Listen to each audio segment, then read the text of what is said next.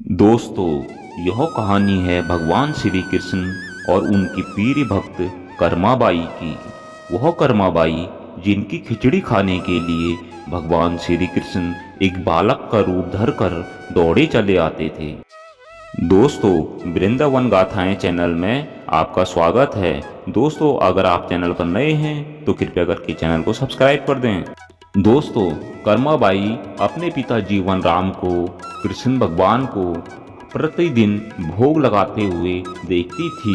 वह कभी भी भगवान श्री कृष्ण को भोग लगाए बिना खाना नहीं खाते थे। दोस्तों, एक बार की बात है, जब कर्माबाई 13 साल की थी, तब एक दिन जीवन राम को तीर्थ पुष्कर स्नान के लिए जाने की इच्छा हुई। साथ में उनकी पत्नी ने भी पुष्कर स्नान की इच्छा प्रकट की। जीवन राम अपनी बेटी को भी ले जाना चाहते थे, लेकिन दुविधा यह थी कि अगर वह सब घर परिवार बाहर चले जाए तो भगवान श्री कृष्ण को भोग कौन लगाएगा। तब जीवन राम ने इस नित्य कर्म की जिम्मेदारी कर्माबाई को सौंपी और कहा कि देखो बेटा कर्मा, सुबह भगवान कृष्ण को भोग लगाने के पश्चात ही तुम भोजन ग्रहण करना।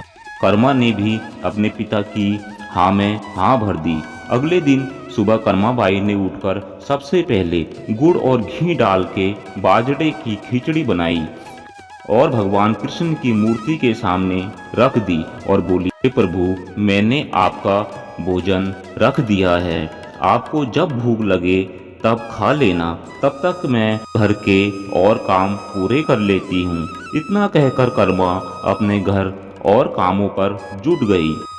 काम करते करते बीच बीच में आकर देखने पर जब कर्मा को ज्ञात हुआ कि भगवान ने अभी तक खिचड़ी खाई नहीं, तब उसे संदेह हुआ कि शायद खिचड़ी में घी और गुड़ कम है, इसलिए भगवान कृष्ण भोजन ग्रहण नहीं कर रहे। तभी कर्माबाई ने खिचड़ी में थोड़ा गुड़ और घी मिलाया और मूर्ति के सामने बैठ गई और वह बोली, भगवान, मेरे पिताजी जब खिलाते थे तब तो आप खा लेते थे, तो आज क्यों नहीं खा रहे? और अभी तो पिताजी बाहर गए हैं, उन्हें आने में बहुत दिन लगेंगे, तब तक आपको भोग लगाने की जिम्मेदारी मुझे दी गई है, इसलिए जब तक आप भोजन नहीं खाओगे मैं भी कुछ नहीं खाऊंगी। इस तरह जिद पर अड़ी नन्ही कर्मा की प्यारी बातों से कृष्ण भगवान का सिंहासन डोल गया और फिर मूर्ति में से आवाज आई, बेटी कर्मा, तुमने पर्दा तो किया ही नहीं, मैं भोजन कैसे ग्रहण करूं? तब कर्माबाई ने मूर्ति के आगे अपनी चुनरी का पर्दा किया और कुछ ही समय कृष्ण मूर्ति के सामने रखी खिचड़ी की थाली खाली हो गई। अब कर्मा रोज सुबह सबसे पहले कृष्ण को बाजरे की खिचड़ी खिलाती और बाद में खुद भोजन ग्रहण करती। कुछ दिनों बाद घर लौटने पर कर्मा के माँ बाप श्री कृष्ण की लीला देखकर दंग रह गए। इस तरह कर्माबाई भगवान श्री कृष्ण की अनन्य भक्त बन गई। अपने जीवन के अंतिम दिनों में कर्माबाई भगवान जगन्नाथ की नगरी जगन्नाथपुरी में एक कुटिया में बस गई थी। वहां पर एक दिन कर्माबाई की कुटिया के सामने एक तेजस्वी कांति वाला बालक आया और उसने कर्माबाई से कहा, मुझे भूख लगी है, माँ खाना दो। उस वक्त भी कर्माबाई अपने भगवान श्री कृष्ण को खिचड़ी का भोग लगा रही थी। कर्मा ने उस बालक को भी खिचड़ी खिलाई। उसके बाद से ही वही बालक हर रोज कर्मा के हाथ से खिचड़ी खाने आता था। यह सिलसिला कई वर्षों तक चलता रहा।